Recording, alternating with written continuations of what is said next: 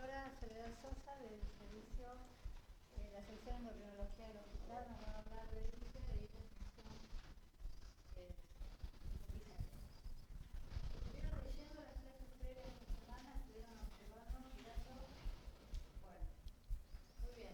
Cualquier duda te pueden interrumpir. Siempre. Sobre todo si hay terminología que no saben claramente qué significa. No se queden con las dudas. Muy bien. Muy bien. Esperen porque esto se va a pasar solo, si no. Muy bien. Entonces, para hablar de hipófisis o de función hipofisaria, tenemos que recordar que todo siempre viene desde el comando del hipotálamo, que va a regular no solamente todos los ejes hormonales, sino que también interacciona con otros sistemas homeostáticos que regulan el estrés, el apetito, la temperatura, los fenómenos inmunes, la reproducción. Tiene mucho que ver con otras funciones vegetativas que hacen a la homeostasis general. Y acá tenemos al hipotálamo, que ustedes ya lo conocen de anatomía. Ustedes saben que está formado por múltiples núcleos neuronales y que de algunos de esos núcleos se van a producir factores liberadores de hormonas que van a ser los que lleguen a la hipófisis a través del sistema portal hipofisario para dar las órdenes a los distintos grupos celulares endocrinos para generar las trofinas, que a su vez va a estimular las distintas glándulas a producir las distintas hormonas. Todo esto, ¿no? Bien. Perfecto. Y de la hipófisis, recordemos que tiene dos lóbulos, que hay una parte epitelial y una parte neuronal. Esto va a seguir pasando solo, pero lo retrocederemos. Recuerden que el lóbulo anterior o adenohipófisis va a ser una invaginación de la bolsa de Rathke como tejido embriológico, y que la neurohipófisis va a contener a los axones de las neuronas hipotalámicas que van a regular la secreción de oxitocina y de antidiurética. ¿Sí? Muy bien. Y para endocrinología, esto es el ABC. Tiene que ver con la fisiología y porque va a ser la alteración de la fisiología en la que vamos a tener que pensar al momento de diagnosticar enfermedades endocrinas. O sea, que por excelencia la endocrinología es una rama muy fisiológica de la medicina y eso es lo más lindo que tiene. Dijimos, hipotálamo, van a secretar los factores reguladores para regular la secreción hormonal de la hipófisis. Las trofinas van a estimular las glándulas periféricas y finalmente la autorregulación o el feedback negativo va a estar dado por las distintas hormonas periféricas o por algunos efectores, como ustedes habrán visto, por ejemplo, en el caso del calcio. ¿Sí? No siempre va a ser una hormona la que termine cerrando el círculo, pero siempre va a tener que ver con esta retroalimentación para mantener. Y recordemos que dentro de lo que es adenohipófisis o hipófisis anterior, vamos a tener involucrado al eje tirotropo, al eje gonadotropo, al eje de la hormona de crecimiento. Vamos también a tener involucrado a la prolactina. Vamos a tener involucrado al cortisol y, como dijimos, a la regulación de la osmolaridad plasmática a través del ADH. ¿Sí? Muy bien. Por la neuro. Recordemos que ADH neurohipófisis. Y cuando hablamos de fisiología, tenemos que acordarnos que que la hipófisis va a estar ubicada en la región celar, que va a ser la silla turca que tiene el hueso esfenoides y que va a estar rodeada de un montón de estructuras nobles e importantes y que de esto muchas veces viene también la manifestación de la patología. ¿Sí? Recuerden que en la región celar va a estar la hipófisis, que va a tener un diafragma celar. Luego, por arriba vamos a tener a la vía óptica, el tercer ventrículo, el hipotálamo a los lados del tercer ventrículo. Luego vamos a tener estructuras vasculares y a los lados de la región celar o de la silla turca vamos a tener los senos cavernosos. Dentro de estos senos cavernosos vamos a tener pares craneales, tercero, cuarto, sexto y algunas ramas del quinto. Y además vamos a tener las carótidas, ¿sí? Que van a producir su golfo dentro del seno carotídeo. Por debajo tenemos el seno esfenoidal y por debajo vamos a tener la rinofaringe. ¿Sí? O sea que cuando tenemos una estructura que crece en esta región, todas estas estructuras pueden afectarse. ¿Sí? Muy bien. Y esto es como se ve una resonancia. Esto lo ubican también. Esto va a ser un corte coronal, perfecto. O sea que yo estoy mirando al cerebro de frente. Esto va a ser una secuencia T1 en la que yo veo al líquido negro, ¿sí? Y acá voy a ver las carótidas, que va a ser lo que me va a ubicar en las dos, una de un lado y otra del otro, ¿sí? Dentro de la silla turca, de la región celar. En el medio voy a tener la hipófisis, el tallo hipofisario, y esta estructura acá arriba va a ser el quiasma óptico, exactamente. Muy bien. Este va a ser el seno esfenoidal, y bueno, la cisterna supracelular va a ser esta que está rellena de líquido, ¿sí? Muy bien. Y ahora, cuando lo miramos en corte sagital, de perfil, vemos. Lo que nos suele ubicar es esta estructura ósea que vendría a ser del esfenoides. El clivus. ¿Se acuerdan? Adelante el aire del seno esfenoidal y arriba en la silla turca va a estar la hipófisis. ¿La ven? Bien. La hipófisis va a tener dos lóbulos, dijimos. Que cuando uno la mira en T1, líquido negro, y sin contraste, va a ver que claramente, en la mayoría de las personas normales, va a haber una región que es más hiperintensa, más blanquita, esa, que ¿qué va a ser? La neuro. La neuro es muchas veces espontáneamente hiperintensa en T1, así que yo la voy a poder ver. El 10% no se ve, pero normalmente se ve. Y la anterior, sin contraste, va a verse un poquito más hipointensa y va a ser la adeno, ¿sí? Y atrás vamos a tener el tronco encefálico, protuberancia, mesencéfalo, bulbo. Y acá arriba, ¿qué viene? El hipotálamo, perfecto, toda esta región. Y esto que cae hacia abajo, el quiasma. Muy bien. Y acá se ve chiquitito, ahí entre el quiasma y la hipófisis, el tallo. ¿Se ve? Tenue, pero se ve. Bien. Así que recordamos toda esta estructura para después ubicarnos y reconocer por qué algunas cosas se manifiestan de una manera y otras de otra.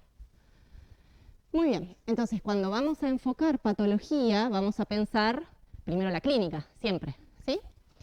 Entonces, vamos a pensar si funciona de más, o sea, si tengo exceso hormonal, y en los casos en los que funciona de más, voy a poder detectar hiperprolactinemia, voy a poder detectar aumento de GH, que ¿qué es lo que me puede dar el aumento de GH? Perfecto. ¿Qué? ¿Acromegalia en quién? Uy, se va solo esto. Adultos, porque ya tenemos los cartílagos cerrados, o sea que no puede seguir creciendo. ¿Y qué más? Y gigantismo en los niños que siguen creciendo. Y si tengo hipercortisolismo, ¿en qué pienso? En Cushing, en enfermedad de Cushing cuando es hipofisaria. ¿Sí? Ahora igual repasamos un poco lo otro. Y esto va a estar dado, en la mayoría de los casos, por lesiones benignas, adenomas, hipofisarias. Después puedo tener lesiones que no funcionan o patología que solamente ocupe espacio. Y si ocupa espacio, ¿qué va a pasar? Quiasma óptico, exacto, alteraciones visuales. ¿Qué más? Perfecto. Perdón, pero se va, no sé cómo detenerlo y que se quede detenido. ¿Qué más, chicos? Quiasma óptico, aumento de la presión intracraneana. ¿Qué le pasa al tejido normal?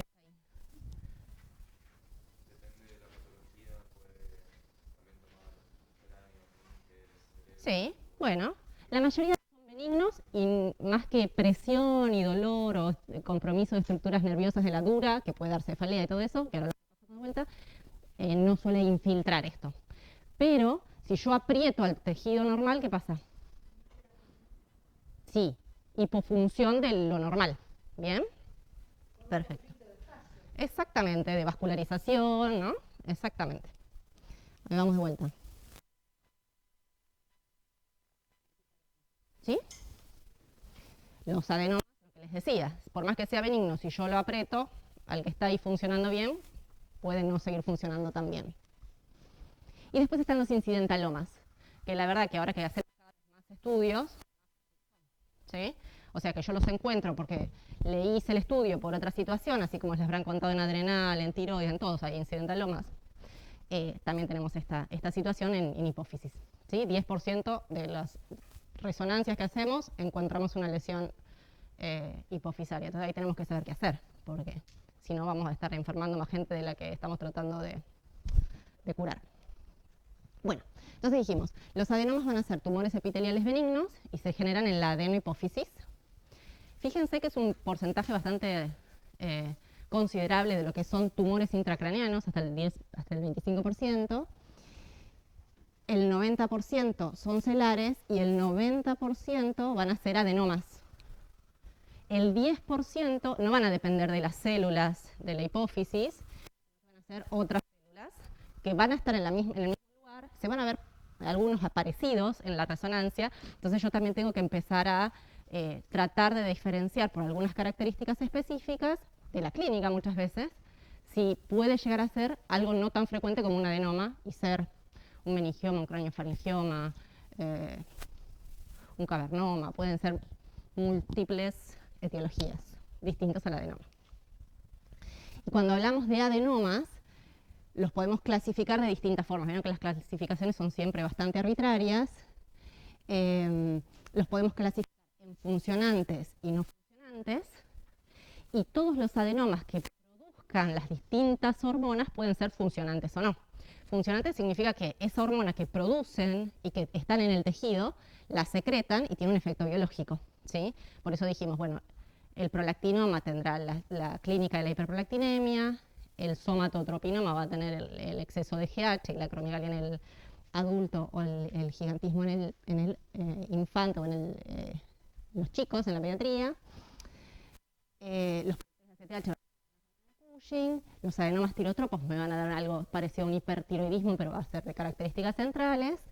Y hay algunos que producen más de una hormona, porque se diferencian, tienen líneas comunes embriológicas, entonces muchas veces no llegan a diferenciarse y producen más de una hormona, ¿sí?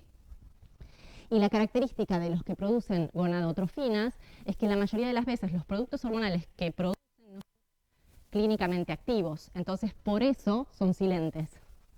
Y la mayoría de los no funcionantes son gonadotropinomas, ¿sí? Muy bien. Y algunos que se los llamaban null cell o inmunonegativos, pero como todo avanza, yo les hablé también de que pueden producir hormona y no secretarla y van a ser silentes, pero también se ha visto que, por esto que les comentaba de la diferenciación celular, pueden expresar factores de transcripción específicos de algunas células. Entonces, si yo pudiera en Argentina o en alguna parte del mundo, porque no está muy extendido esto, es más que nada investigacional, teñir esos factores de transcripción, también sabría de qué línea celular viene, ¿sí? Pero bueno, esto es como mucho, pero para pensar que siempre hay algo más allá, ¿sí? Muy bien, y cuando las voy a clasificar en cuanto al tamaño, yo puedo tener una lesión pequeñita, menor a 10 milímetros, que yo la voy a ver hipointensa cuando a la glándula o cuando al estudio lo contrasto. Entonces la glándula normal se va a poner más hiperintensa, como la veíamos a la neuro, espontáneamente, y el adenoma no va a captar, entonces lo voy a ver hipointenso. Chiquitito, microadenoma. Más de 10 milímetros o igual a 10 milímetros, macroadenoma. Y acá volvemos a ver las estructuras, miren dónde está el quiasma. Miren la carótida cómo quedó englobada y el seno cavernoso todo invadido. Miren cómo quedó el seno esfenoidal donde se metió toda la lesión, ¿sí? Así que eso también nos va a dar información. Es un adenoma. Y este es un sagital. Y vean lo mismo, o sea, es una lesión macro que invadió. Fíjense, no está más el clivus, acá abajo. Ahí. Invadió todo el seno esfenoidal, que lo veíamos negro porque estaba bien neumatizado en la normalidad.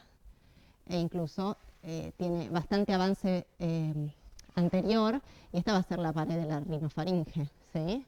O sea que si esto pasa, yo voy a tener una fístula de líquido cefalorraquídeo, ¿sí? Bien.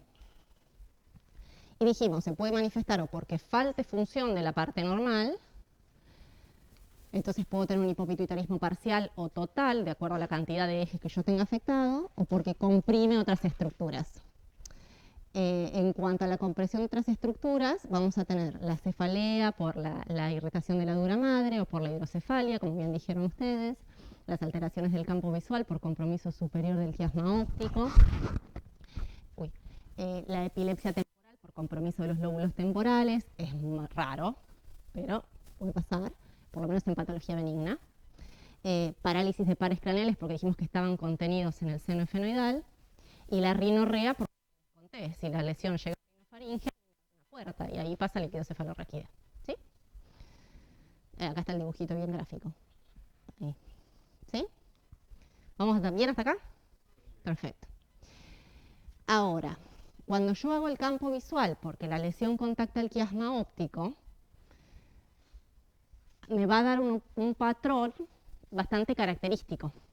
Ustedes vean que cuando tienen los dos ojos en el campo visual, van a poner la papila del lado que corresponde, o sea, como si ustedes estuvieran viendo, o sea, que enfrentan el ojo izquierdo y el ojo derecho al ojo derecho, porque si no puedo mezclar de qué lado, de dónde tengo, cómo es el patrón campimétrico. Esta es la mancha ciega, ¿sí? De la papila. La papila sabemos que está en la parte nasal. Cuando eso se refleja en el campo visual, va a estar reflejado en lo temporal, ¿sí? Es especular el campo visual. Yo la papila, que la tengo nasal, de mi ojo izquierdo, la voy a ver temporal en el ojo izquierdo, ¿sí? Y si yo me pongo de frente al campo visual, perdón, yo pongo mi ojo izquierdo con el ojo izquierdo y mi ojo derecho con el ojo derecho, ¿sí? Y cuando se afecta esta parte, ¿qué digo que es? Retina nasal y por lo tanto, ¿qué es? Pérdida de campo temporal. Bien, ¿y eso por qué es así en estas lesiones? ¿Qué pasa en el quiasma con las fibras ópticas? Se entrecruzan. Las nasales. ¿Se entiende? Entonces, como en general está por debajo del quiasma, suele afectar la parte central del quiasma, pero puede afectar todo, porque fíjense que en este ojo izquierdo yo tengo una afectación más allá de lo temporal. En general el patrón empieza siendo bitemporal y después, en la medida en la que esa lesión crece y sigue comprimiendo, sigue avanzando. Exactamente. Esta es región que el paciente no ve. Y esta en algún momento debe haber sido así y sigue avanzando porque la lesión siguió creciendo. ¿Sí? Sí, hay muchas variantes, pero recuerden esto. Sí. Muchas veces se dan cuenta cuando conducen un automóvil, porque no ven lo que ocurre A los costados. exterior, en el lateral. Exacto. Se chocan O se llevan el marco de la puerta. Yo pierdo visión periférica. Piensen si es la anteojera, ¿vieron? Piensen si ustedes vieran así. ¿Se entiende? Entonces eso. Muchas veces no. No, y muchas veces no.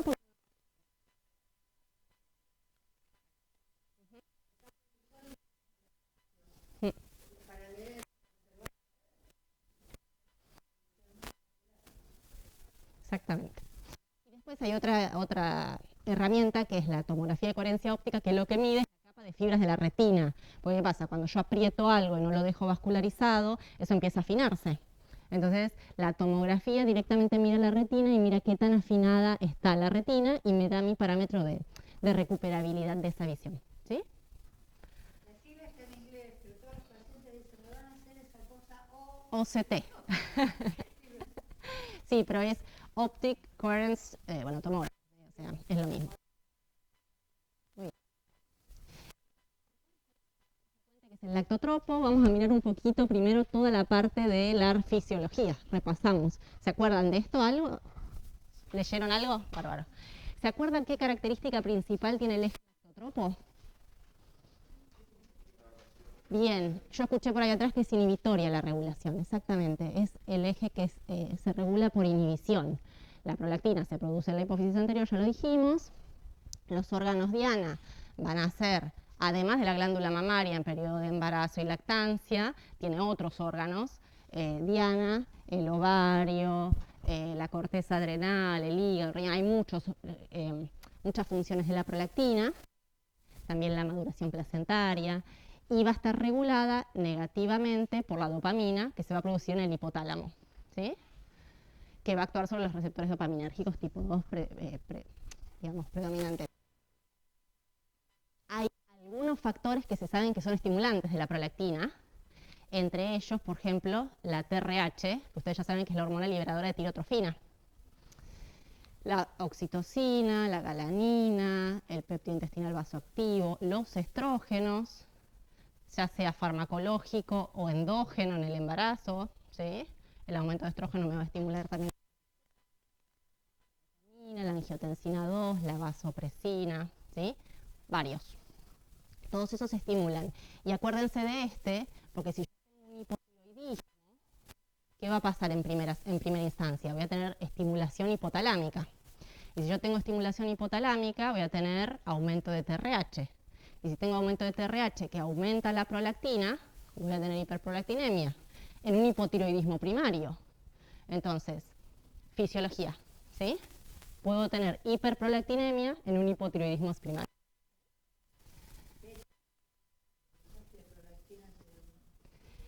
Claro, digamos, si tengo hiperprolactinemia, voy a tener que primero descartar las causas fisiológicas y después ir a pensar en causas patológicas. O sea, lo que voy a descartar, además del embarazo, lo vemos, va a ser que no esté hipotiroideo. ¿Sí? Bueno, entonces, acá, bueno, esto va yendo solo, pero el estímulo de la lactancia también va a estimular la producción de prolactina y a inhibir el inhibidor para permitir la secreción. Y ya dijimos, los estrógenos van a actuar a nivel de inhibición del inhibidor y a nivel de estimulación hipofisario, ¿sí?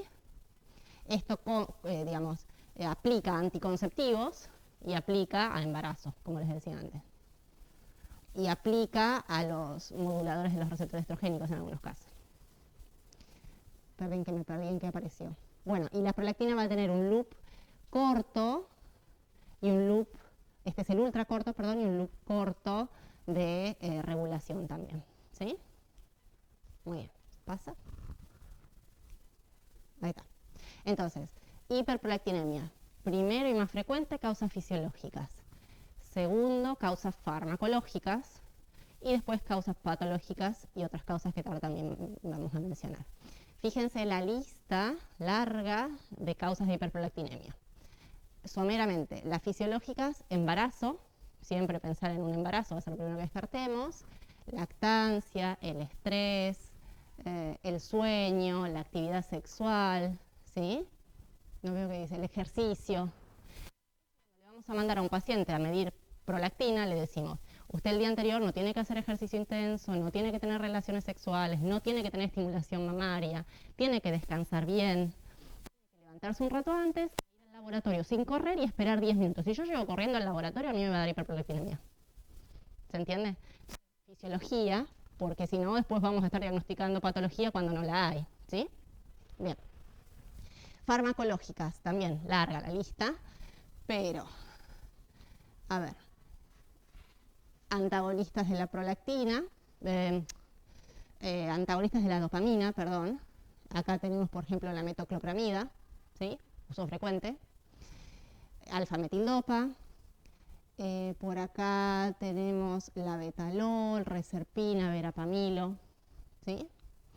Después tenemos cimetidina, anticonceptivos orales por los estrógenos, fenitoína como anticonvulsivante y dentro de los neurolépticos, fíjense la lista larga que tenemos. Los importantes porque producen mucho aumento de la prolactina y ahí es donde uno más investiga, vamos a tener a la risperidona y al haloperidol, ¿sí? Producen elevaciones importantes, ahora lo vemos. Y después vamos a tener a los antidepresivos tricíclicos y a algunos inhibidores de la recaptación de serotonina también, involucrados en la hiperprolactinemia farmacológica. Entonces, en estos casos, lo que vamos a tener que hacer es hablar con el psiquiatra y ver si lo podemos suspender, si tenemos mucha duda, ¿sí?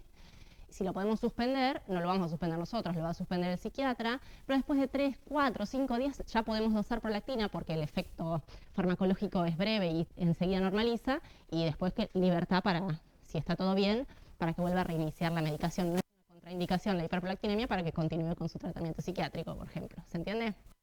Bien. Dentro de lo patológico, entonces, vamos a tener situaciones, bueno, me parece que no les quiero tapar.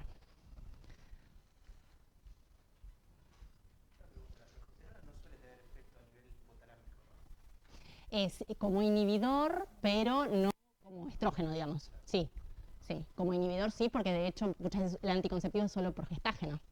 Entonces inhibe, ¿sí? Bueno. Pero no con el tema prolactina. Claro, exacto, para lo que estamos hablando. Bien, entonces dentro de lo patológico, ya dijimos, hipotiroidismo, insuficiencia adrenal también puede producir hiperprolactinemia leve. Y fíjense, cirrosis, insuficiencia renal, irradiación craneal, convulsiones, ¿sí? Todo eso puede producir hiperprolactinemia.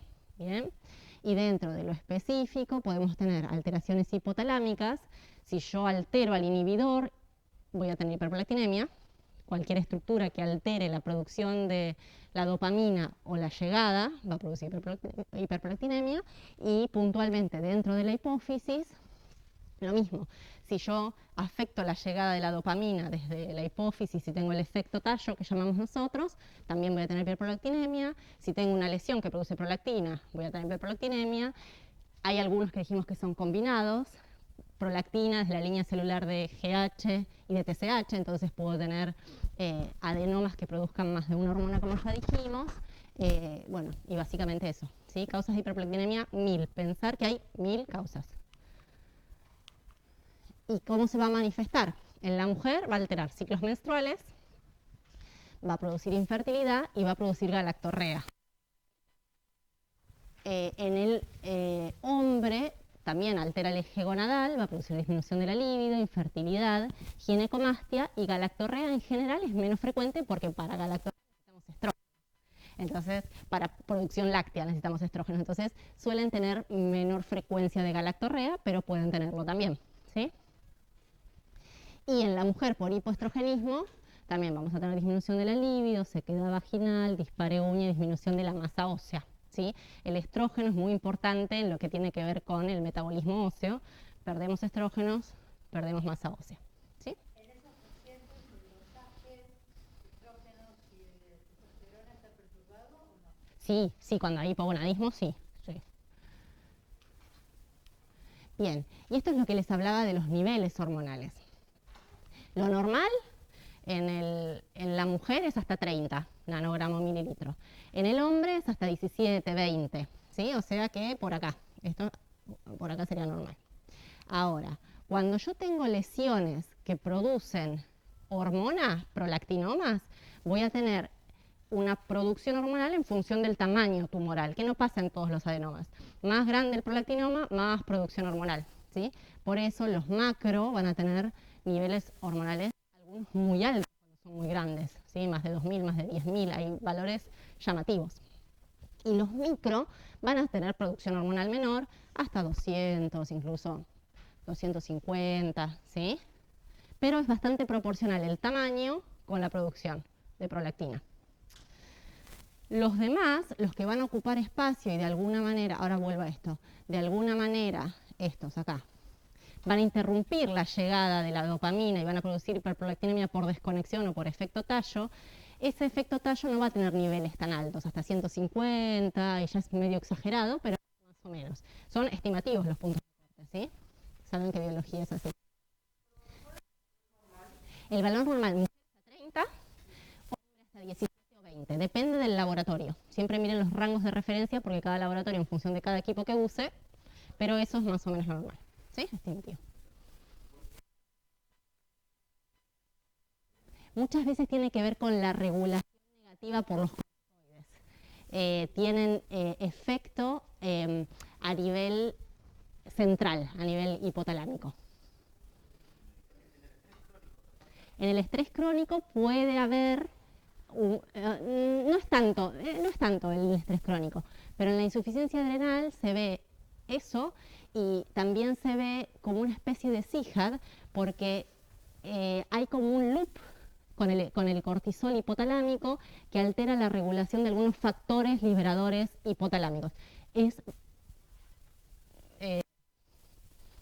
así, pero te quiero decir, es muy fino a eso. ¿Sí? Muy bien. Bueno, embarazo, vamos a tener niveles elevados. En el embarazo la prolactina no se mide, no hace falta. Después el estrés, fíjense que no suele superar niveles por sobre 100, pero puede tener efecto hiperprolactinemiante. Y después tenemos las drogas, dijimos también, pueden elevar los niveles de prolactina. Risperidona y aloperidol hasta 150, 200, las demás suelen ser por debajo de 100. Estimativo siempre. Después, efecto Hooke. ¿Qué pasa? Cuando yo mido la prolactina en el ensayo bioquímico, yo hago algo que se llama mecanismo de sándwich. Le pongo un anticuerpo al que la prolactina se pega y después lo mido con otro anticuerpo que me lo detecta. ¿Se entiende esto? Y yo mido la radioactividad, el ensayo enzimático de este anticuerpo que se pega y me produce el sándwich. ¿Sí? Cuando yo tengo niveles muy elevados, estos anticuerpos o la prolactina se une independientemente. Ahí está. Independientemente al anticuerpo de sostén y al anticuerpo de detección. Entonces me da niveles bastante más bajos de lo que realmente son. Si yo veo una lesión grande, un macro, ¿sí? De 2 centímetros, y veo una prolactina de 100 y me llama la atención, entonces hago algo que se llama dilución, es decir, que diluyo el suero del paciente para tratar de evitar esta disgregación de los anticuerpos del mecanismo de detección y lo vuelvo a medir y logro que se produzca este efecto sándwich y que no me dé un valor más bajo de lo normal, ¿sí? O de lo real, no de lo normal. ¿Se entiende? ¿Se entiende? Esto es un poco de bioquímica, pero también para... Obvio, le pido con dilución. Cuando tengo la prolactina baja, exactamente. Cuando yo supongo que hay un efecto Hooke, el efecto Hooke por el gráfico que me da en la curva de detección, por eso es un gancho, y entonces pido la dilución en el laboratorio. ¿Sí? Bueno, ¿qué más les tenía? Acá les tenía que contar algo más. La macroprolactinemia. Yo puedo tener... Bueno, no importa. Yo puedo tener niveles de prolactina elevados y no tener clínica. O sea, que una mujer no tenga menorrea, que no tenga galactorrea, que no haya ningún síntoma.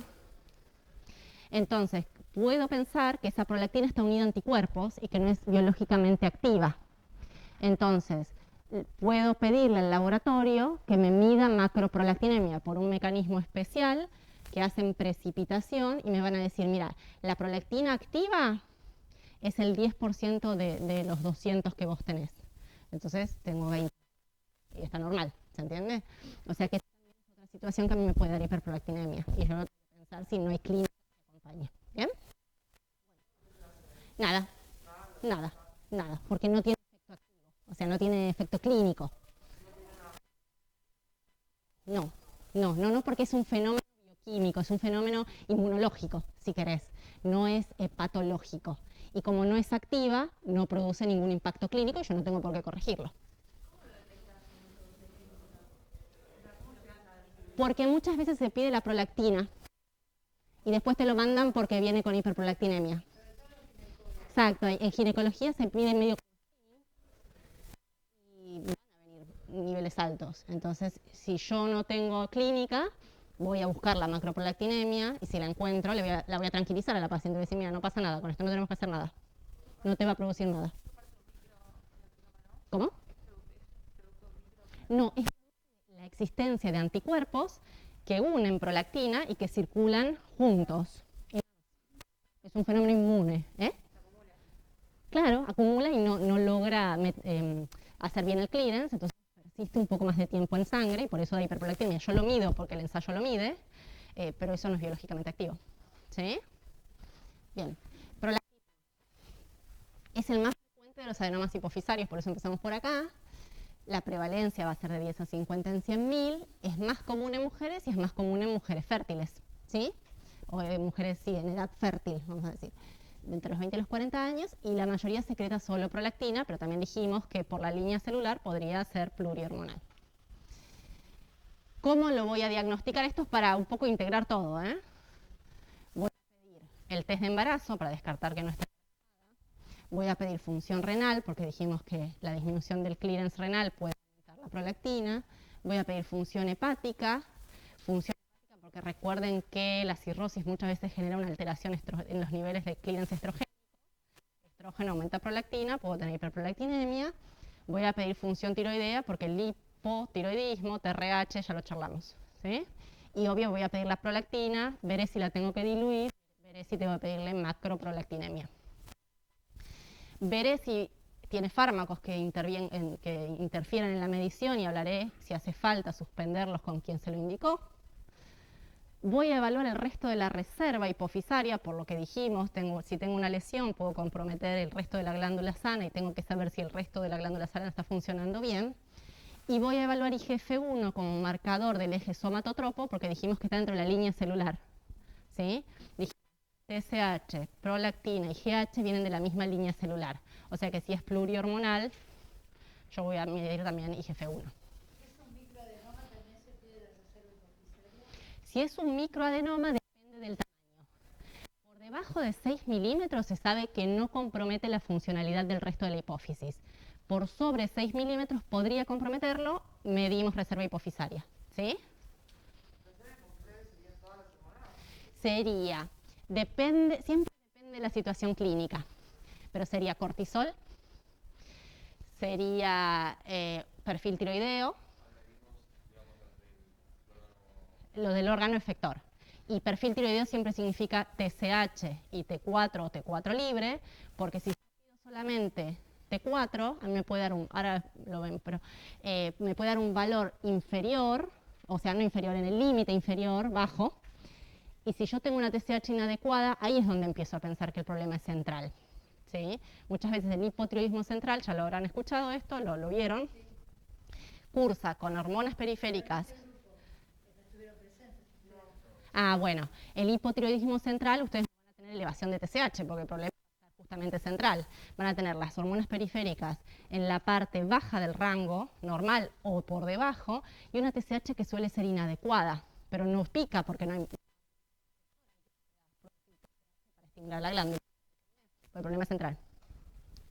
Después, si la mujer menstrua, no necesito pedirle demasiado en cuanto a lo gonadal, porque la clínica es soberana y si la mujer menstrua, el eje gonadal está intacto. Y obvio, sí, regularmente. ¿Sí? Y al varón en general le pido puedo pedir un atesto y con o sin gonadotrofinas, FSH-LH. ¿Sí? Lo vamos a ver igual después. No está de más repasar. Somatotropo, GH. También bastante complejo. Tenemos factor estimulador e inhibidor en el hipotálamo. Somatostatina inhibe y la hormona liberadora de la hormona de crecimiento estimula a la producción de GH hipofisaria y la GH va a tener distintos órganos efectores. El más importante, el más es el hígado, porque va a ser el hígado el que produzca la IGF-1, el factor de crecimiento, y va a ser ese el que permite el crecimiento lineal, pero a la vez el trofismo de otros tejidos. Tanto GH como IGF-1 van a tener efectos sobre otros tejidos. Tienen que ver con los lípidos, tiene que ver con la función cardiovascular, tiene que ver con muchos efectores. ¿Sí? Y fíjense que también hay muchos reguladores del eje que van a intervenir fuera de lo que es la línea hormonal. Los glucocorticoides van a estimular en agudo, pero van a inhibir en crónico. Acetilcolina, alfa-2 adrenérgicos, los opioides, testoestrógeno, L-arginina, la desnutrición, la hipoglucemia, el estrés, el ejercicio, el sueño, traumatismos, todo eso estimula el eje. Y dentro de lo que inhibe el eje, ya dijimos que los glucocorticoides de manera crónica, los beta-adrenérgicos, la obesidad, la hiperglucemia, los ácidos grasos libres, y con la edad va disminuyendo la función del eje. Y esto es importante porque cuando yo quiero evaluar funcionalidad de este eje o normalidad de este eje, yo voy muchas veces a utilizar estos reguladores para realmente evaluar cómo está el eje.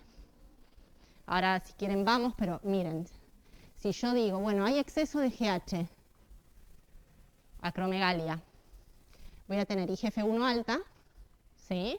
La GH es muy lábil para medir, entonces no es un buen parámetro de evaluación. Mido con IGF-1 que tiene una vida media larga y es estable en el tiempo. Pero después, cuando quiera saber si realmente eso es algo patológico, voy a decir, bueno, pero normalmente inhibe GH. Entonces, ¿qué voy a hacer yo? Le voy a hacer una prueba de tolerancia oral a la voy a medir GH. Y si yo logré hiperglucemia y la GH no suprime, ahí estoy diciendo, ahí puedo saber que eso es autónomo. ¿Se entiende? Por eso, esperen que quiero volver, la importancia de toda esa lista ahí arriba, que no es para que se la acuerden, pero sí es para que la tengan presente. Son muchas eventualidades en esa lista. Sí, exactamente. Y al revés, si yo quiero evaluar déficit de GH en los chicos que no crecen, voy a hacer pruebas. Cuando lo estimulo con un estímulo fisiológico, pica GH, que debería ser lo que pase. ¿Sí? A los pacientes insulina se les producía hipoglucemia y se les medía GH. Si no pica, hay déficit. ¿Sí? Eso no se hace. No se hacen pacientes con convulsiones, pacientes con cardiovasculares, no se hacen no se hace en nadie, no lo hacemos. Pero es importante saberlo, recordarlo. Puede ser, sí. Hay muchas combinaciones de ejercicio. Tampoco es la más común. Hoy por hoy, para medir déficit, usamos glucagón, que por un mecanismo a través de la somatostatina nos permite saber si pica o no pica. Y en los países desarrollados usan un análogo de grelina vía oral, una pastillita, y ven si se estimula. Nosotros todavía no lo tenemos. ¿Sí? Pero bueno, ahí vamos. Entonces dijimos, acromegalia va a estar caracterizada por la hipersecreción de GH. En la mayoría de los casos, 95% es un adenoma, pero en el 5% puede ser una acromegalia ectópica, es decir, un tumor en otro lado del cuerpo que produzca GHRH, por ejemplo, o que produzca GH ectópica, ¿sí? Pero es lo infrecuente, dentro del infrecuente, porque esto es todo patología infrecuente, acromegalia, Cushing, ¿sí? Bueno, fíjense que la prevalencia ya es más baja de lo que hablábamos, para hiperprolactinemia, la incidencia aún más baja. También se da en la edad media de la vida, alrededor de los 40, 50 años, es lo más frecuente para el diagnóstico. No hay diferencia en cuanto a sexo, acá hombre-mujer es parecido, no es como en el prolactinoma. Y la mayoría de las veces son esporádicos, pero muchas veces se pueden asociar a patología endocrinológica genética, sea neoplasia endocrina múltiple, adenomas pituitarios familiares aislados desde el FIPA. Yo los menciono para que sepan. Complejo carne, McCune-Albright, sí, hay muchas otras patologías genéticas que cursan neurofibromatosis con exceso de GH, ¿sí? La mayoría de las veces es o sea, únicamente GH, pero pueden producir mixto, prolactina y en algunos casos TSH, y la mayoría de estos son grandes, ¿sí? Y son de evolución lenta, y acá tienen esto ustedes efectos de GH prolongada en un adulto, me va a dar aumento de las partes sacras, la gente deja de usar el anillo, cambia el talle del calzado, le transpiran las manos, tiene dolores articulares, porque todo ese tejido está en proliferación en un lugar donde no debería. Macroglosia, exactamente, tienen prominencia de las arcadas superciliares, también el tejido blando de la nariz empieza a engrosarse, el puente nasal ancho, el maxilar el crecimiento hace que se empiecen a separar los dientes, ¿sí? Son cambios muy, muy lentos. Hay gente que 10 años está con clínica muy sutil, hasta que alguien que hace 1000 años que no lo ve le dice, oh, qué cambiado que estás. ¿Sí? Porque muchas veces el que no se da cuenta, y él tampoco, el paciente. Y ustedes vean como esta misma paciente, cómo cambia. ¿Sí? Si ustedes la ven y no la tienen ahí presente, y pasa. ¿Sí? Hay algunos que incluso son más sutiles. Pero, ahí va. Siempre pedirle la foto anterior al paciente es bueno. A ver.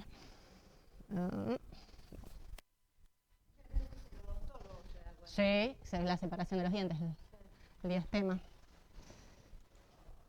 Bueno, y esto es, el retraso diagnóstico medio son 5 años, pero hay gente que ha estado muchos años más con acromegalia activa. Bueno, además, bueno, ¿puedo quedarme acá? Sí. Ustedes yo no sé si los voy a ver cuando levanten las manos, pero hablen. Bueno, va a alterar la regulación glucídica, intolerancia a la glucosa y diabetes, va a producir hipertensión arterial, apneas del sueño por todo el crecimiento de la macroglossia, todas las partes blandas van a complicar el paso, aumento del tamaño de las manos y de los pies, síndrome del túnel carpiano también, acumulación de todo tejido blando, túnel carpiano bilateral, acordarse. Bocio, porque también estimula el crecimiento, las visceromegalias ya se acuerdan, bocio, o sea, aumento del tamaño de la tiroides, alteraciones menstruales, esto muchas veces tiene que ver con el compromiso central del tejido normal. No sé por qué siempre me pasa esto. Sí. A ver si yo lo voy a volver. Bueno, galactorrea, hiperprolactinemia y alteraciones menstruales, esto tiene que ver con que puede ser cosecretor o con que efecto tallo. ¿Sí? Hipertrofia ventricular izquierda, parte de las visceromegalias ya lo dijimos. Tienen megacolon. ¿El peso corporal cómo fue? Depende, puede aumentar un poco, obviamente, pero va a depender también de muchos otros factores. Pero muchas veces también tienen más retención de líquido. Algunos tienen... Un síndrome metabólico. Claro, exactamente, sí. Y tiene riesgo vascular aumentado. Exactamente, sí. Y muchas veces... y no solamente esto, sino que además agregan el hipogonadismo, que es otro factor de riesgo cardiovascular. Entonces, es multifactorial. Y lo que les iba a decir, no solamente la hipertrofia ventricular, pueden tener hepatomegalia, pueden tener dolicocolon, ¿sí? Porque todo sigue creciendo un poco más lento, pero puede crecer. Bien. Y la vamos a diagnosticar por la IGF-1, porque dijimos que la GH no nos va a servir para diagnóstico directo, porque esta va a ser la que tiene la vida media prolongada. La medición de la GH en la prueba de tolerancia oral a la glucosa, que ya explicamos por qué, que no, acá no, ustedes tienen que ser los puntos de corte, y vamos a, como dijimos que la mayoría eran macroadenomas, vamos a tener que evaluar que el resto de la hipófisis funcione bien. ¿Sí? Y después... Exacto. Ahora, sí, muchas veces si tenés una clínica clara y una IGF-1 alta, podrías prescindir. Es el gold standard, la PTOG, pero muchas veces no hace falta. ¿Sí? Es de buena práctica hacerla. Bien, y... No. Confirmación radiológica va a ser la resonancia. Busca. Siempre todas las resonancias, todos los estudios por imágenes se piden cuando yo confirme el diagnóstico. Si no, después me encuentro con incidentaloma y no sé qué hacer. ¿Sí? Y... Cuadro clínico y confirmación bioquímica. Claro. Y después voy a mirar si hay afectación oftalmológica por el crecimiento, dijimos macroadenoma. Bueno, vamos al corticotropo. Entonces, en el hipotálamo voy a tener la hormona liberadora de corticotrofina, que va a estimular en la hipófisis anterior la producción de ACTH. Y además voy a tener la hormona antidiurética o la vasopresina, que también va a estimular a la producción de ACTH. Es otro factor que estimula. Y eso va a estimular en las suprarrenales o adrenales la producción de cortisol. Y el cortisol cierra el círculo, ¿sí? Cierra el loop. Además, el estrés crónico, alguien lo había mencionado, puede producir hipercortisolismo, las catecolaminas, las prostaglandinas, la hipoglucemia, también produce aumento del cortisol porque saben que es una de las hormonas justamente de estrés y de recuperación de la hipoglucemia. También, ¿lo vieron? No. En este caso no han visto, no dije nada, es medicina B. Sí, pero no probablemente esto que estoy pensando, no pasa nada. Y como inhibidores, opioides, GABA, oxitocina, sustancia P, óxido nítrico, ¿sí? Y después todo lo que tiene que ver con la inmunidad, las células, las infecciones, ¿sí? Todo eso va a estimular el eje cortisólico también, ¿sí? Y el cortisol sabemos que va a inhibir la inmunidad. Por eso muchas veces usamos corticoides para el tratamiento de enfermedades inflamatorias. Bien. Muy bien. Ahora, esto me olvidé decirles. Ustedes se acuerdan de que para el cortisol existe un ritmo circadiano, que hay un pico matutino y un nadir nocturno, que va disminuyendo lentamente. Esto se acompaña de esto que es la ACTH, o sea, para que haya cortisol tiene que haber ACTH. El pico de ACTH es un poquitito más temprano que el del cortisol y obviamente va a producir el pico de cortisol posterior. Entonces, normal es que yo a la mañana tenga niveles elevados y que yo a la noche tenga niveles bajos. Eso es lo normal. Entonces, cuando el eje se altera y hay una autonomía, lo que va a pasar es que se va a alterar todo eso. Entonces, por un lado, no voy a tener ese ritmo y voy a tener persistencia de los niveles de cortisol elevados durante todo el día. Y si yo mido el cortisol a la noche, en sangre, en saliva, en orina, en lugar de tenerlo bajo como debería estar, va a estar alto, ¿sí? Y eso lo voy a medir, como les decía, con cortisol salival nocturno o cortisol libre urinario entre las 22 y las 23. Se hace una muestra pequeña de 1 hora. Fíjense en esos 3 elementos, ¿no? Primero, para un síndrome de Cushing, demostrar que está alto el cortisol. Exacto. Fundamental. Pero, el segundo y tercer lugar, que tenga una autonomía funcional y la ausencia del ritmo. ¿sí? El ritmo. Eso con las pruebas que tienen sus fundamentos. Exacto. Entonces, esto ya lo explicamos porque es así. La autonomía funcional significa que si yo a un paciente le doy a una persona normal le doy glucocorticoides exógenos, le voy a inhibir su propia producción, porque el cuerpo dice, yo sensa, hay cortisol o hay un análogo de cortisol, disminuye su propia producción. Entonces, si yo le doy glucocorticoides a cualquier persona normal, a la noche, cuando a la mañana le mida el cortisol, tiene que estar bajo, y eso es normal.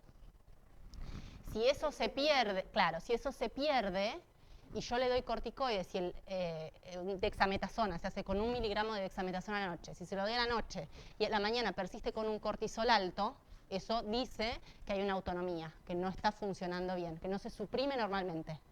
¿Sí? Sí. Sí. Es una dosis mayor y se usaba, cuando había menos herramientas, sí, algunos casos se usa, pero ya no se usa, para diferenciar dentro del síndrome de Cushing la producción central de la adrenal o del ectópico, suponete, ¿sí? Perdón, no del adrenal, del ectópico, porque vos tenés que tener ACTH dependiente. Ahí es donde le haces el POS8. Ahora lo volvemos a ver, pero diferencia la fuente del hipercortisolismo. Trata de ubicarlo, localizarlo etiológicamente. Este se usa para diagnóstico, porque yo primero, para decir que hay hipercortisolismo, tengo que decir hay síndrome de Cushing. Síndrome de Cushing a mí no me dice más que hay hipercortisolismo. Ahora después tengo que ver, bueno, viene el cortisol del adrenal, viene el ACTH de la hipófisis, viene el ACTH de un tumor de células pequeñas del pulmón, ¿de dónde viene? Entonces, primero digo, bueno, hay hipercortisolismo, hay síndrome de Cushing y esto es lo que miro. Miro que se pierda el ritmo, mido que no tenga la autonomía, que haya perdido esa supresibilidad normal el eje y mido la producción en todo el día. Y eso lo mido en la orina. ¿Sí? Entonces, con 2 de 3 de esas características alteradas, yo digo hay síndrome de Cushing. Y después me pongo a ver dónde está el problema. ¿Sí? Pero primero esto, porque si no después se arma el lío, es de vuelta lo mismo. Paso a paso. Sí. Y esto me dice síndrome de Cushing, no me dice más que eso, ¿eh? Dijimos, puede ser ACTH dependiente, son la mayoría, y la mayoría son pituitarios, y después puedo tener la producción ectópica, tumores de páncreas, tumores de pulmón, de células pequeñas, de células grandes, tumores de timo, o sea, neuroendocrinos de timo, bueno, hay un montón de causas, ¿sí? De ectópicos. Y los ACTH independientes, que son los menos frecuentes, pueden ser los tumores adrenales, los adenomas adrenales, el síndrome de Carney y la hiperplasia macronodular por receptores ilícitos. Hay muchos tipos de hiperplasia adrenal, macronodular, micronodular, pigmentar, hay muchos, ¿sí? Pero acá, como hay exceso de producción de cortisol a partir de la glándula, ese mismo cortisol me inhibe ACTH, entonces ahí no voy a medir ACTH. Cuando mida ACTH va a ser negativo, o sea, indosable o menor a 10, ¿sí? La causa más común. La causa más común, esperen, ACTH independiente. Bueno, de síndrome de Cushing, ¿cuál es la causa más común? Sí, ¿de qué fármacos? De glucocorticoides. La gente usa corticoides para todo, porque son una maravilla. acá en el hospital de clínica, si van por los pasillos ascensores, siempre van a ver algún Siempre, síndrome de Cushing. exactamente. Alguna coragenopatía tratada. Exacto. Las reumatológicas, la piel, los corticoides que se usan en dermatología, cuando son superficies muy extensas, eso tiene absorción sistémica y producen síndrome de Cushing, que tendrán que bancárselo porque es el tratamiento de la patología, y después veremos cómo se lo sacamos y cómo le recuperamos el propio eje para que no quede insuficiente. Pero bueno, la causa más frecuente de síndrome de Cushing es la administración exógena de glucocorticoides. Perfecto. Espero que no se estén aburriendo porque esto es largo. Ahí venía la aclaración, ¿sí? Falta menos. ¿Y qué? ¿Se acuerdan de este fenotipo del Cushingoide, no?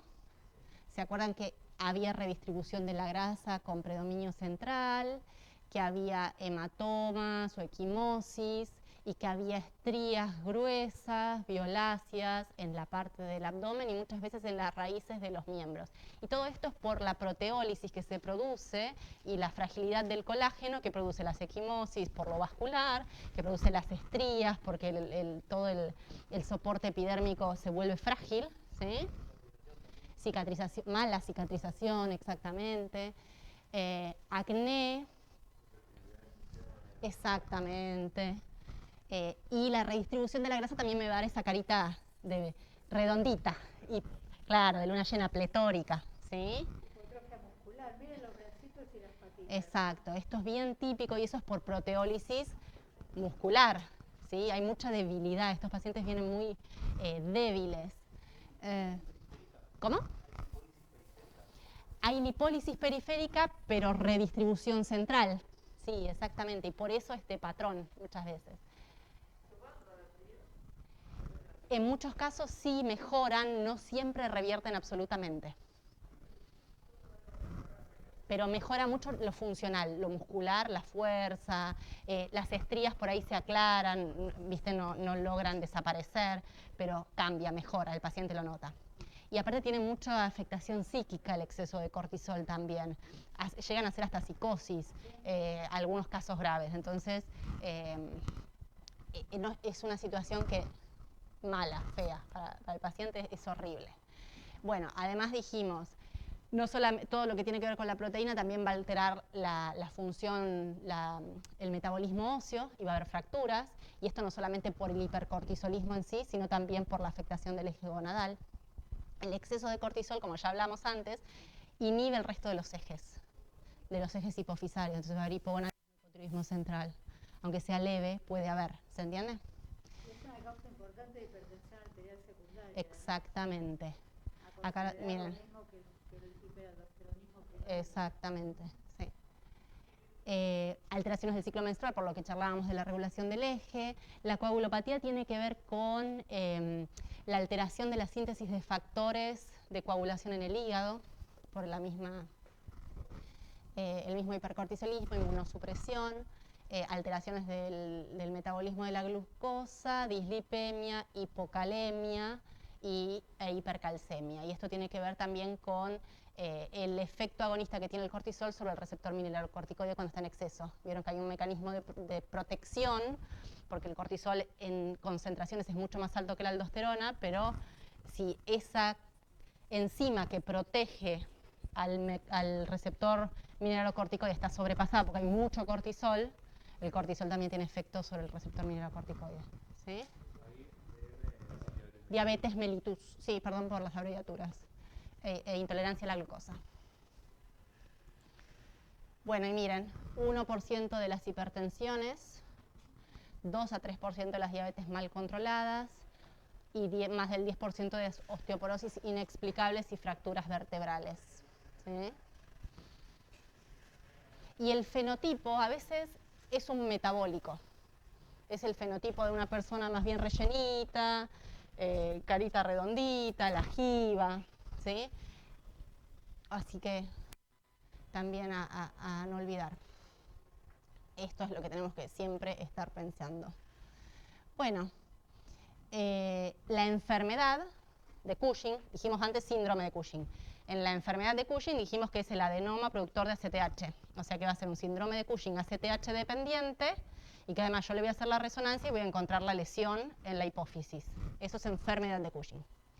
En este caso son chicos, la mayoría, miren, al 70% son macro, es decir, más de 10, pero eso es una exageración, yo les diría que casi el 80%, 85% son micro. Y muchas veces son tan chiquitos, a pesar de que producen tanta CTH y tanto cortisol, que es difícil de encontrar y es difícil de ver. A veces no se ven.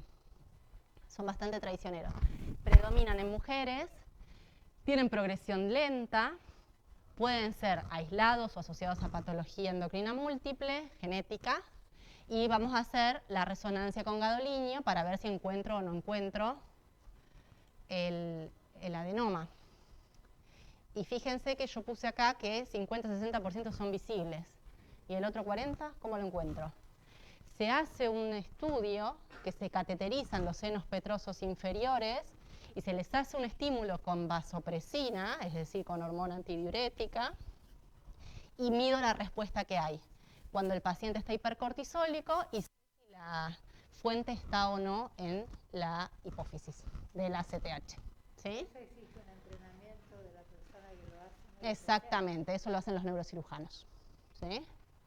Obviamente, sí.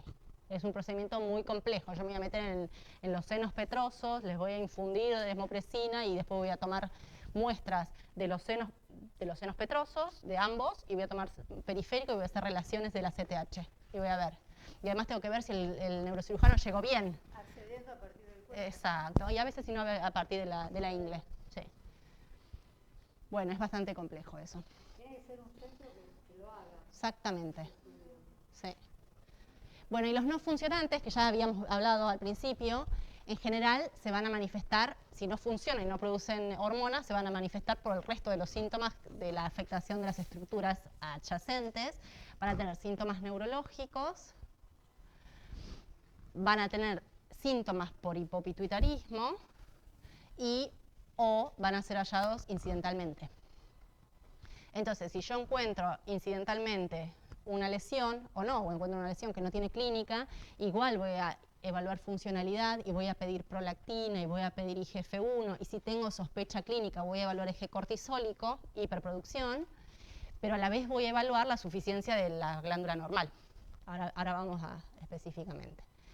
Van a clasificarse de acuerdo al tamaño y de acuerdo a si tiene compromiso o no de la vía óptica, evaluación oftalmológica. Bueno, ¿y qué es lo que vamos a evaluar dentro de la reserva hipofisaria? Ya dijimos prolactina y IGF-1. La evaluación del cortisol en cuanto a exceso la voy a hacer si hay sospecha clínica, pero si la lesión es mayor a 6 milímetros, como veníamos hablando antes, voy a evaluar el cortisol basal para saber si hay suficiencia, voy a evaluar el eje tiroideo, voy a evaluar lo que habíamos hablado antes en las mujeres con ciclos regulares, no tendría que evaluar el eje gonadal en la mujer, y en el hombre voy a evaluar testo y gonadotrofina, ¿sí? Tengan en cuenta, recuerden que para demostrar yo que la función adrenal está exagerada, no me sirve un cortisol en sangre. No. De ninguna manera. No. Tengo que tener un club de 24 horas, cortisol libre urinario de 24 horas. En cambio, para la hipofunción adrenal, primaria o no, Sí. sí me sirve el cortisol en De hecho, es el que hace diagnóstico de insuficiencia adrenal, exactamente. Me sirve para diagnosticar. Por ejemplo, la gente que está estresada tiene cortisol. Los psiquiatras a todo el mundo le piden T4, TSH y cortisol. Sí, terrible, ¿Sí o no? terrible, sí. Sí, es que cuando uno lo pide tiene que saber por qué lo está pidiendo, porque si no después no sabe qué hacer con lo que se encuentra. Exactamente. Esto es toda la medicina. Sí. Todos los procedimientos diagnósticos. Sí. Y lo otro que les iba a decir, hay muchas interferencias también en la medición de cortisol, porque, por ejemplo, yo no sé si creo que quizás se los hayan mencionado, las mujeres que toman anticonceptivos aumentan las proteínas transportadoras de las hormonas. Entonces van a tener alta la T4 total, van a tener alto el cortisol. Entonces también eso hay que tener en cuenta cuando uno decide hacer un dosaje hormonal, ¿sí? ¿Cuáles son las interferencias? Así como hablamos con prolactina, también es válido para el resto de las hormonas, porque se afectan otros... Como en el embarazo. Como en el embarazo, ¿sí? Bien.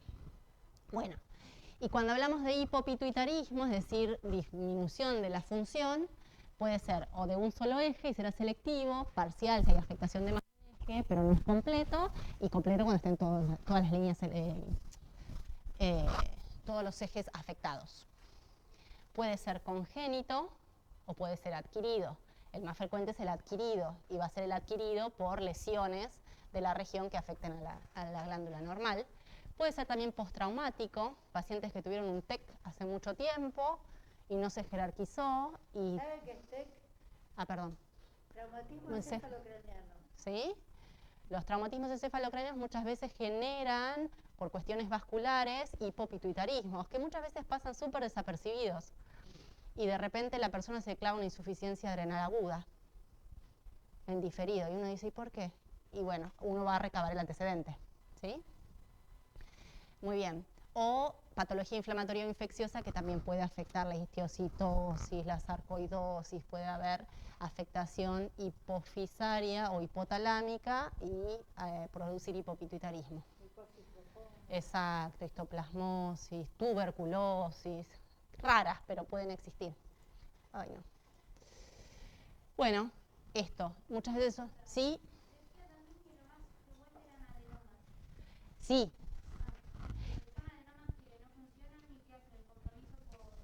El adenoma puede ser el no funcionante, que se puede manifestar por hipopituitarismo, o puede ser cualquier funcionante que comprime la glándula.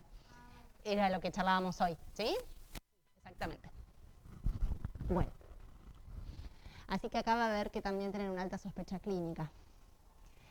Y bueno, las manifestaciones van a depender de si es no funcionante, si funciona, bueno, de la causa, de la evolución. Muchas veces, si es agudo o crónico, las manifestaciones, como en toda patología, pueden ser más o menos sutiles, y de la cantidad de ejes afectados, si es algo parcial o si es algo completo, ¿sí? Va a ser más fácil.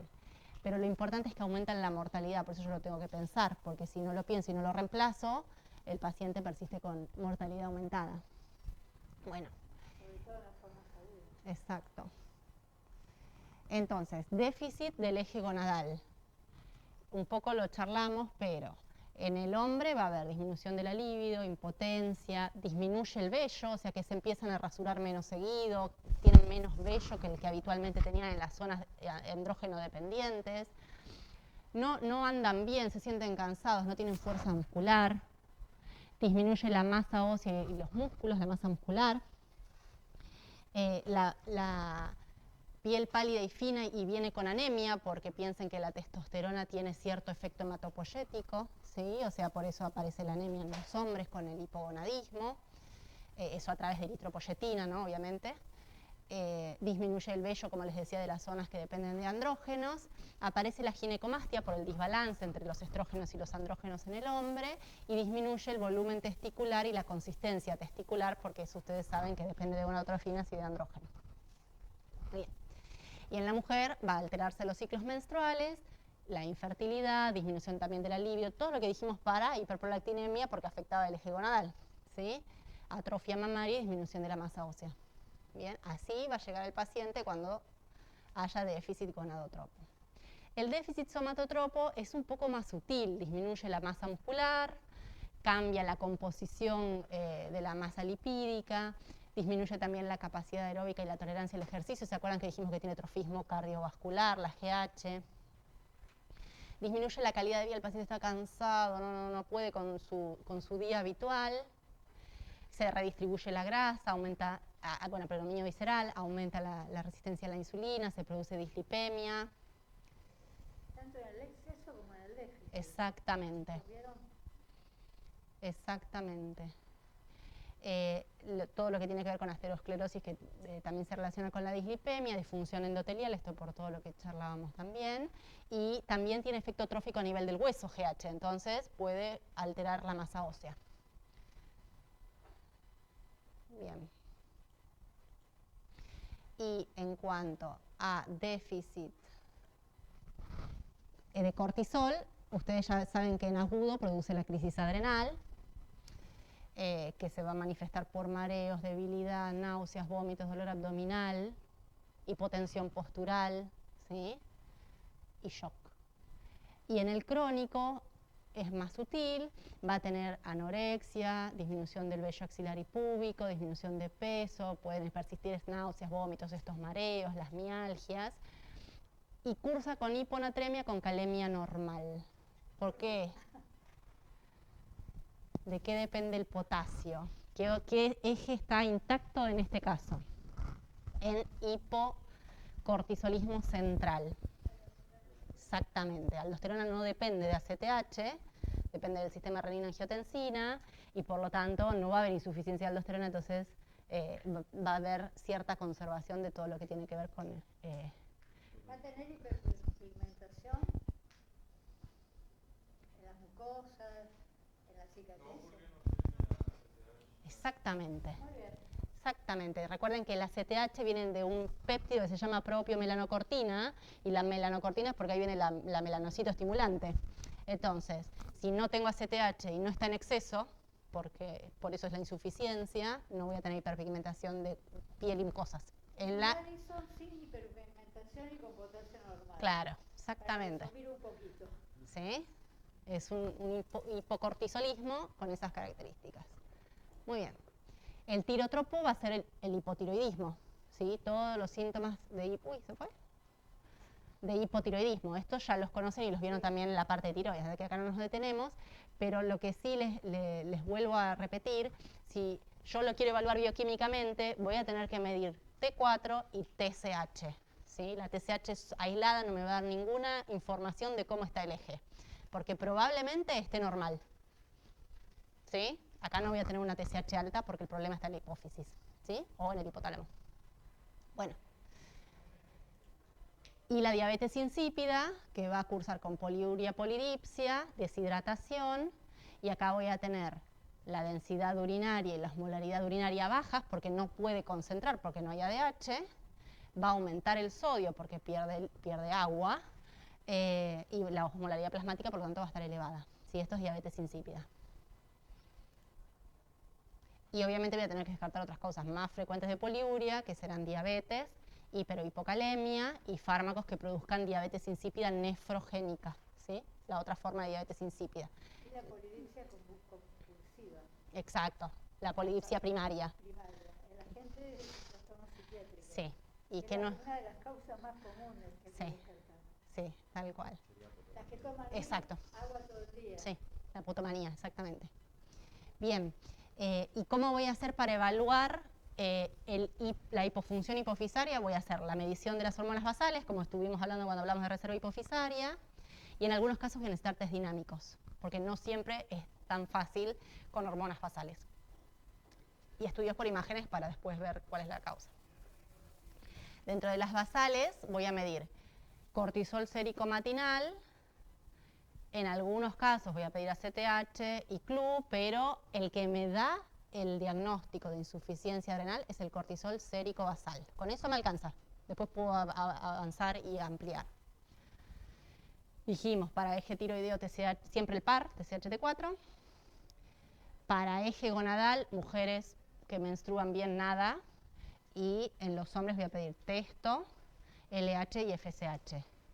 Y si tuviera una mujer menopáusica y yo quiero evaluar si hay suficiencia del eje, si está afectado el eje gonadotropo, ¿qué pasa en la menopausia con las gonadotrofinas? ¿Cómo? No, la atrofina no. Están normales, lo que cambia es el estradiol y... LH, sobre todo FSH, sube muchísimo en menopausia porque falta el estradiol. Falta el cierre del loop, la retroalimentación negativa, y FSH sube muchísimo. Arriba de 100 a veces. La LH no sube tanto, pero sube también. Pero la que me sirve a mí en menopausia es FSH. Y si la FSH en una mujer menopáusica reciente está baja, yo digo, tiene un hipogonadismo. ¿Me sirve? Funcionalmente no me sirve, porque yo no voy a hacer, ni me preocupa que la señora no menstrue porque ya está en edad menopáusica. Pero a mí me da parámetro de funcionalidad de la hipófisis y es otro eje más que me sirve para saber si está todo afectado, cuánta afectación hay. ¿Sí? Bien. Prolactina, ya dijimos. Y la IGF-1, que siempre hay rangos acorde a edad y sexo, pero entre pinzas, porque la IGF-1 sola no me dice si hay insuficiencia y voy a tener que hacer el test dinámico. Y después voy a evaluar toda la parte de hormona antidiurética. Y estos son los test dinámicos, que solamente para que sepan que está. Este ya lo charlamos, no lo hacemos. Esto es para GH y para cortisol, suficiencia somatotropa y suficiencia de cortisol. Esto se hace en niños, GH, RH, arginina, para ver cuando hay déficit de GH. El test de glucagón es el que usamos en adultos para ver déficit de GH. El de Sinacten era el que usábamos cuando teníamos Sinacten para evaluar insuficiencia adrenal. Le inyectábamos Sinacten y le medíamos cortisol. Y el test de restricción hídrica va a ser el que nos permita definir si hay o no una diabetes insípida central. Que lo que hacemos es hacer que el paciente no tome, porque para diferenciarlo de la potomanía yo tengo que al paciente restringirlo. Si el paciente toma mucho, va a orinar mucho y diluido. Ahora, un paciente que toma mucho, si yo le saco el acceso al líquido, le digo, mira, no tomes, y lo controlo, va de a poquito a empezar a bajar el ritmo diurético y va a empezar a concentrar la orina. Paréntesis, si la médula renal está muy diluida, a veces no concentran tanto, porque de tanto tomar se diluye la médula, pero empezaría a concentrar y a disminuir el ritmo. Y si el paciente no le alcanza porque no tiene ADH, va a seguir orinando un montón y no va a seguir diluida la orina. ¿Se entiende? Entonces esa es la manera en la que yo sé si es realmente algo psicógeno o no. Y ¿Qué hace con el paciente? se hace internado, se hace en hospital de día y le controlas horariamente. Le controlas la presión y el peso. Sí, no se hace ambulatorio esto. Excelente pregunta. Muy bien, listo. De nada. ¿Alguna pregunta? Acá hay que sentarse, recordar fisiología y razonar. ¿Sí? Pero es más fácil porque es fisiología. Bueno, a ver, pará. La flechita para arriba, creo. Acá, ¿no?